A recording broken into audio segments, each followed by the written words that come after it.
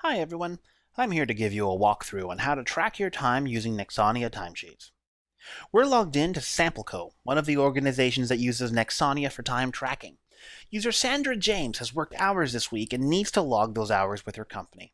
When using Nexonia, she has a few options on how to do this, as our timesheets feature is available for both the web and also for mobile devices. Now the process you'll see here is the standard timesheet configuration, but Nexonia's versatile feature set means that you may have customized options along the way, but in practice, what you'll see in this video represents the basic way to log time with Nexonia. Let's start with the web. Going to the timesheets page will bring up a summary of all hours previously logged in the past 15 weeks. You can see that Sandra already has added hours, but we're going to put in new time for the current week. Along the top of the page, click Current Week. A window will appear featuring a week at a glance. In this weekly editor, we will add rows for time. Click Add Row and select Client, Project, and Cost Code. The options will change as you select each, so in this case, Sandra has only one option for cost code and so does not have a pull-down selection. Click on the box on the day you'd like to book hours and enter in the total amount of time worked. You can also use the pull-down menu to choose time in quarter-hour increments.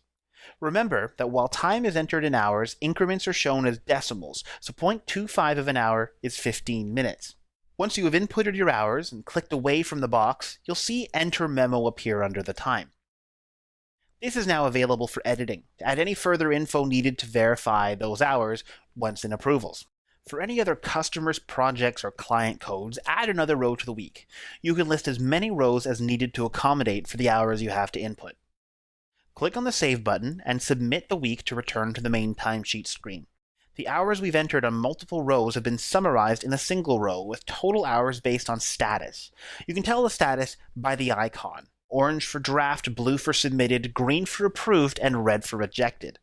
If we go into the week once again and add yet another row, the hour summary on the main report screen will split between the submitted and draft statuses. To see hours from earlier than the 15 weeks displayed or to see any hours submitted for future approval, click the Change button and choose a date from which to count back.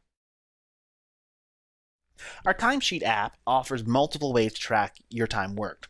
The app is available for most major mobile platforms. iPhones, iPods, and iPads are supported, plus Android phones and tablets, and also newer BlackBerry 10 and Playbook devices. It is a free download from the App Store, Play Store, or App World Market, respectively. Opening the app, you'll be given a login prompt to use the email address and password you use to log in over the web.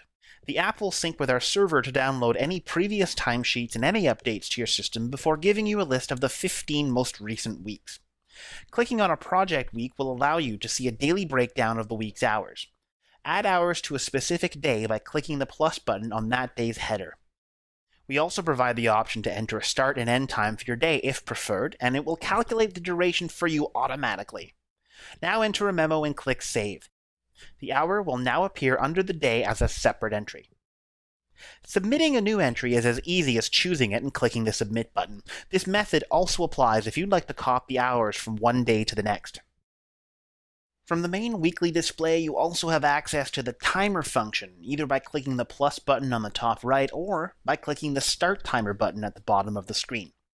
This feature will automatically start counting to record the time you're working. Choose Client, Project, and Cost Code, plus a memo at any point before you choose Stop Timer to complete the expense item. And once you've stopped the time, decide whether to round up or down to the nearest quarter hour, or use the actual value. The entry will be automatically entered to the current day. As with all Nexonia apps, we don't require an active data such as 2G, 3G, LTE, or Wi-Fi network for you to do your time. You can log and submit your time while anywhere with your mobile device, and it will save on your phone until you synchronize by going to the main report screen and clicking the Synchronize button at the top left. Your approving manager will then receive an email notifying them that they have approvals to make, and will go to the Approvals tab and select Timesheets. They'll look over your time entries and approve or reject the time based on what they see. They will enter a comment, and after clicking OK, a notification will be sent to you. For more information on hours that you've submitted, click on Actions and View History. Here you'll receive information about when it was created, when it was submitted, when it was approved or rejected, and the comments by the approver. So as you can see, timesheets are very, very simple to use on both web and also when you're mobile. If you have any questions about Nexonia timesheets or even want to give us an idea for how to improve it further, get in touch with us by clicking on your name, choosing Get Help, and contacting us by phone or sending an email to help@nexonia.com. This is Nexonia Timesheets, and thanks for listening.